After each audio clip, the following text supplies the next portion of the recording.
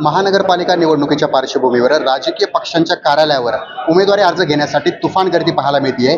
छत्रपती संभाजीनगरातील शिवसेना उद्धव बाळासाहेब ठाकरे पक्षाच्या कार्यालयामध्ये देखील ही गर्दी पाहायला मिळते. आपण या ठिकाणी जर पाहत असाल तर शिवसेनेचे नेते, शिवसेना उद्धव बाळासाहेब ठाकरे पक्षाचे नेते अंबादास दानवे यांच्या या कॅबिनमध्ये ही गर्दी जी पाहायला मिळते, त्यांना जी भेटायला आलेले लोक आहेत ते उमेदवार आहेत आणि ह्या निवडणुकीमध्ये आपल्याला उमेदवारी अर्ज मिळावा, आपला उमेदवारी मिळावी यासाठीची हा प्रयत्न जो आहे, यासाठीचा ही गर्दी जी आहे त्या ठिकाणी पाहायला मिळते. आणि आपण या ठिकाणी पाहत असाल तर या नेत्यांनाच उमेदवारांनी, म्हणजे जे भावी उमेदवार आहेत ज्यांना निवडणूक लढायची इच्छा आहे, त्यांनी गरडा घातलेला आहे. जर महत्त्वाचं म्हणजे फोटो सेशनही केलं जाते, कारण अनेक दिवसांपासून निवडणूक कधी लागणार ही प्रतीक्षा होती, मात्र अखेर निवडणूक लागलेली आहे आणि त्यानंतर या ठिकाणी गर्दी जी आहे ती पाहायला मिळते.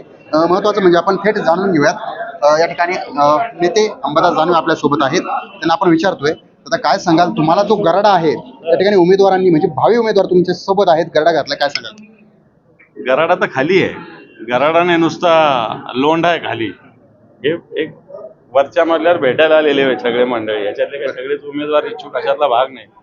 पण तू खाली आम्ही इतक्या दिवस काही बोलत नव्हतो, आमचं शांततेत काम चालू आहे. शिवसेना असे झाली, खाली किती लोक आहे बघा जरा.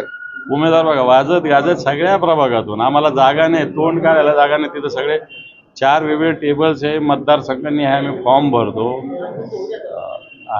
भरतो म्हणजे काय आलो तसं नाही. आम्ही ऑलरेडी सगळ्या वॉर्डात जाऊन व्यवस्थित वितरित करून फक्त इथं कलेक्शन इथं ठेवलेलं आहे आम्ही. आणि मला असं वाटतं शिवसेनेची ताकद येणाऱ्या निवडणुकीत. बरं, परंतु तुमच्या समोर जे प्रतिस्पर्धी आहेत, मग ते भाजप, तुमच्या सोबतचे जुने सहकारी MIM, मग हे एक मोठं आव्हान असणार आहे. या निवडणुकीत तुम्ही कोणतं चॅलेंज घेऊन समोर जातो?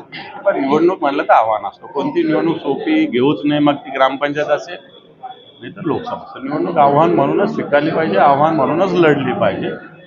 अजून क्लॅरिटी येऊ द्या ना. हे समोरचे लोक, हे आमच्यातले गेलेले गद्दार असेल, भारतीय जनता पार्टी असतील, हे एकत्र होतात, वेगळी लढतात.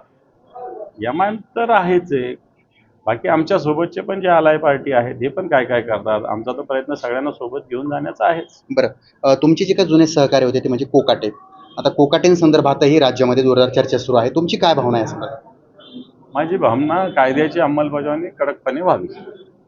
कोर्टाने आदेश दिल्यानंतर आपल्याकडे राज्य घटनेमध्ये असा नियम आहे, जो कोणी ज्याच्यावर शिक्षा ठोठावलेली त्याला कोणत्याही सभागृहाचं सदस्य राहता येत नाही. त्यामुळं माणिकराव कोकाटेंचं सदस्यत्व सगळ्यात आधी रद्द केलं पाहिजे आणि मंत्रिपदावरून सुद्धा त्यांना बडतर्फ केलं पाहिजे. बरं, हे होते शिवसेना उद्धव बाळासाहेब ठाकरे पक्षाचे नेते अंबादास दानवे. आणि त्यांच्या बाजूला जर हे पाहत असाल, हे सर्व उमेदवारीसाठी आलेले आहेत. तुफान गर्दी त्यांच्या या संपर्क कार्यालयामध्ये देखील आहे आणि त्यांच्या खाली, म्हणजेच खालच्या मजल्यावर देखील उमेदवारी अर्ज घेण्यासाठी गर्दी पाहायला मिळते. त्यामुळं आगामी निवडणुकांमध्ये ज्या राजकीय नेत्यांच्या कार्यालयामध्ये, पक्षाच्या कार्यालयामध्ये ही तुफान गर्दी पाहायला मिळते. सचिन बडे, लोकशाही मराठी, छत्रपती संभाजी. लोकशाही मराठी, ऐका, पहा, जागरूक रहा.